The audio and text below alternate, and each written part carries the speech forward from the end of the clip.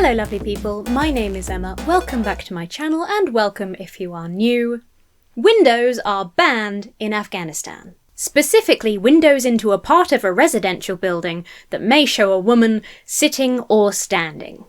The two main states of being. Women cannot be seen to exist from outside the home, though, let's be honest, the real benefit is narrowing the view of the world that women themselves have. Women, who were already largely resigned to the home, having been banned from education and the workplace, are now not even allowed a window into the world outside. Even prisons have windows. This comes after the Taliban recently announced the closure of all NGOs, national and foreign non-governmental organisations that employ women. We are at the tail end of the complete erasure of women from Afghan society. If you want to skip a little bit of historical and religious background and jump ahead to what's happening to women now and how we can help, please do so. I'll leave chapter markers down below for you. A very brief background on rule in Afghanistan because it is a bit frickin' messy and complicated. The Taliban are an Islamic fundamentalist group, an equivalence for my audience, you know, those Christian fundamentalists that take the Bible literally and say that the government should be responsible for putting gays in prison, and women's rights were a mistake, and we all think that they're mad and evil. The Taliban are the Islamic version of that,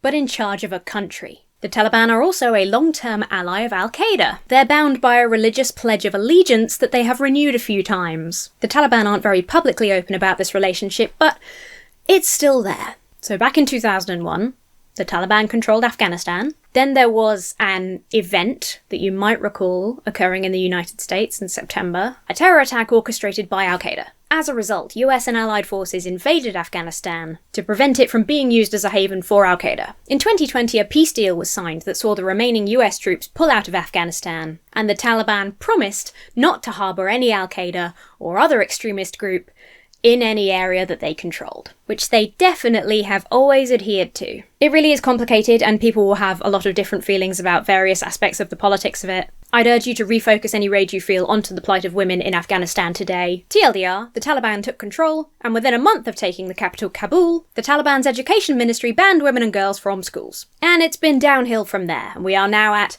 women are not allowed windows level of corrupt, evil insanity. I know a lot of you will be interested in the religious aspect of a group that rules by their interpretation of a fundamentalist religion, so I'm going to talk a little bit about that now, and if you're not interested and want to skip ahead, do that right now. There are no rules here. So, the Taliban rules based on Shariah Law. What the heck is that? In a nutshell, Shariah Law is law according to the word of the Quran and the sayings and doings of the Prophet Muhammad. As a legal system, it's quite complex. There are 5 different schools of Sharia who all interpret the literalism of the word differently, with the addition of cultural influences of various regions. Recently, the European Union Agency for Asylum, the EUAA, published a country of origin report on Afghanistan. It provides detailed information on this morality law, as it's known, noting the vague nature of the instructions, sometimes impossible to implement, and outlines the inconsistent enforcement across provinces and communities. Generally, when it comes to Sharia, if you had a vague question about life, you would consult a religious expert who would provide advice for you. Most of you have read bits of the Bible. Unless you have a really specific issue, it requires some personal interpretation to translate that into useful advice. And, as mentioned previously, those mad and evil among us can simply take the most horrible bits and stretch them to the extreme and apply that to everyone they want to, chiefly women, who the Taliban doesn't seem to think are people. As Hafsa Lodi put it in an article that I will link for you down below, apologies for probably mispronouncing her name, I've only read her articles, which are usually very good, never heard her name said out loud. As she said in an article that I will link for you, it all comes down to how you view the source of Islamic law, as eternally binding commandments, or as rulings from a specific point in time, from which we can extract guidelines and principles. To rephrase that in my own cynical tone, as a mad evil bastard, or as a rational and compassionate student of history. A lot of the problem for modern Muslim women is this: Islam is regarded as having come, in part, to protect and defend women. The issue with that being that this originated in a 7th century culture. The reason that these extremist groups seem so vastly different in their reaction to women's rights and freedoms in more modern liberal Islamic groups is because a religion that is in part about protecting and defending women in a modern culture is obviously very different than in a 7th century culture. Fundamentalist groups like the Taliban stay rooted in that 7th century culture. If we decided that all social and cultural progress stopped in the 7th century, I'd probably be bowing to the King of Essex, and also approaching the average lifespan. It is absurd to expect any religion not to evolve with the culture around it, because it was written in the context of a specific culture. Fundamentalism is the realm of the uneducated and brainwashed, or the malevolent and self-serving who perpetuate the brainwashing, such as the Taliban. So we have this focus on defending women's honour. In Islam, traditionally, women are permitted to go out and do things depending on certain conditions. Those conditions usually revolving around her honour and her safety. The main suggestion kind of being, staying home is generally safer, which I would argue is also the case for men, and children, and everyone. You can't get hit by a bus in your living room. Actually, a bus did smash into a shop near me a couple of years ago, but generally speaking. Now, I personally am an atheist and an advocate for gender equality, so the idea of women requiring special protection is kind of an interesting issue for me. Within a certain cultural context, it is probably wise to advise women on safe times and places to travel, and where it might be safer to have chaperones. Where me and Islam tend to disagree is that I think we should put a bit more focus on the people that are the danger, and not just assume that women are inherently in danger because men are corruptible beasts who cannot be controlled, and women are soft, spongy creatures of alluring sex that cannot help but corrupt.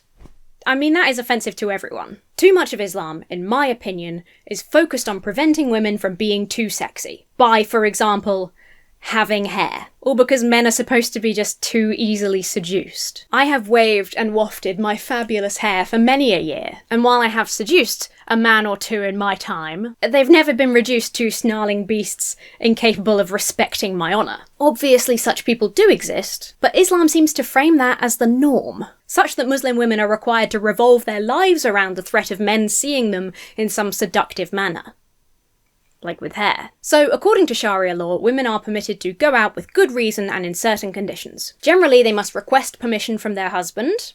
I don't like that, myself. They have to have a good reason, such as prayer or work that is necessary to support her family. She must be wearing a complete hijab and no perfume.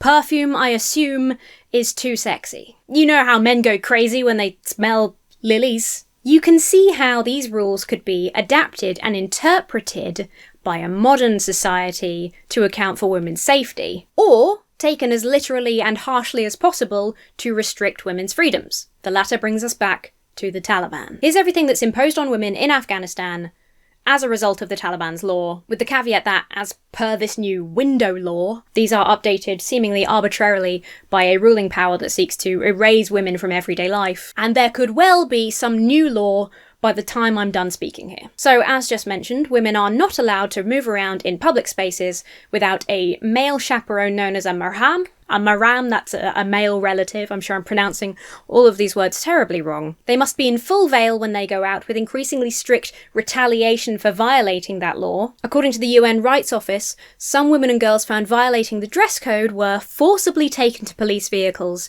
held incommunicado, and denied legal representation. Secondary and higher education is strictly forbidden for women and girls. While I was reading up for this video, I found this gorgeous photo from 1962 of two students and a professor. It makes me really sad to see such a beautiful example of women being empowered 80 years ago and realising that they had better rights and freedoms than modern-day women in Afghanistan. Women aren't just required to conceal their bodies and faces, but also their voices in public. Women are being silenced on a very literal level. If a woman is heard singing from her own home, she will be punished for violating the law, because a woman's voice is a source of temptation. Women are banned from working almost exclusively. Strictly speaking, they are banned from leaving the home without a maram. Related, women have been banned from training as nurses and midwives, one of the only remaining work opportunities for women, which is a great way to remove that access without having to outlaw the work itself. Here's the other fun part about that. Male medical practitioners are forbidden from touching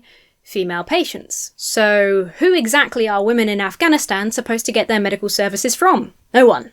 Women are going to be left without medical care. You won't be surprised to hear that Afghanistan has one of the highest deaths in childbirth rates in the entire world. One woman is estimated to die every 2 hours. All sports for girls and women have been banned, though frankly it seems unnecessary when the other laws would prevent them from taking part anyway.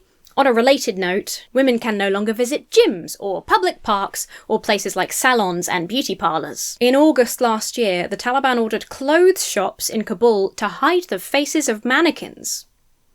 Mannequins! That's what the Taliban equates real human women to.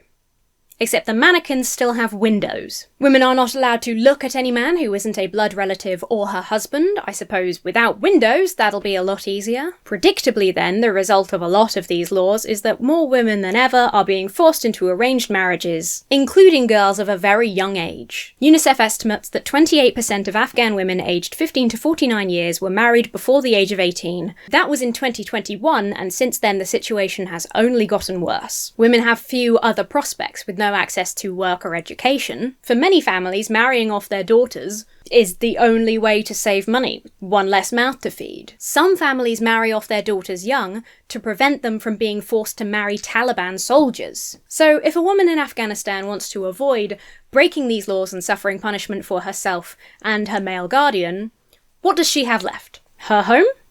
One she might have been forced into against her will, one with no view to the outside world, where she can't raise her voice loud enough to penetrate the walls. She has no freedom to choose her day. She can't go outside without an urgent reason and a blood male relative chaperone, and even if she did, there's nowhere for her to go. All cultural activities are banned to her. She can't be heard in public, even to pray. As a number of human rights organisations have made very clear, this is a violation of the rights of women in Afghanistan. It is clear and overt gender persecution regarded by international law as a crime against humanity. These draconian actions must continue to be exposed and challenged. We must put pressure on our various governments to allow and make space for Afghan refugees, and anti-immigration laws and sentiments must be challenged. It is so difficult for women to leave Afghanistan. Those that do should be treated with the utmost respect. Keep on top of humanitarian movements and petitions to your governments, as well as the international community for support of women in Afghanistan, and legal action against the Taliban. There are a number of charitable organisations that you can support, including national charities for supporting both women in Afghanistan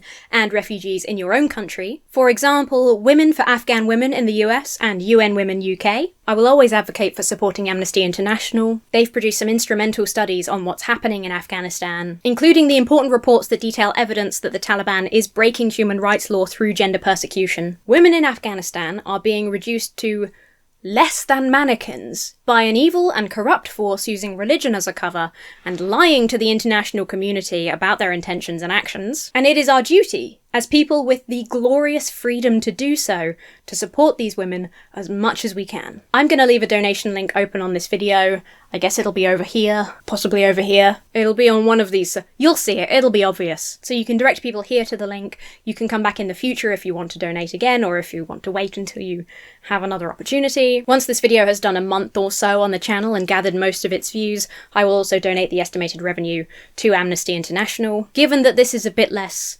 fun and jaunty than my usual content, it's not so likely to pop off with views, so I'd very much appreciate whatever support you can give, including just sharing the video and some valuable resources. There will be lots of links for you in the description. You don't have to have money to provide support to a cause, just sharing the information, looking out for local petitions. Anything you can do to spread awareness and advocate for these women is so much appreciated. I share this here because I know that we have a very conscientious and compassionate audience. It's something that I'm really proud of. I'm really proud of you guys for all the amazing support that you give to good causes. So I know that you will do your absolute best here, and I really, really appreciate it. And especially a big thank you if you are finding everything in the world and the news a little bit overwhelming at the moment, for watching this video anyway and supporting in some way the women of Afghanistan. If you need to now have a break and watch some funny, stupid content, cats falling over, whatever you need to do, go and take that break. Have yourselves a really lovely week. Look after yourselves,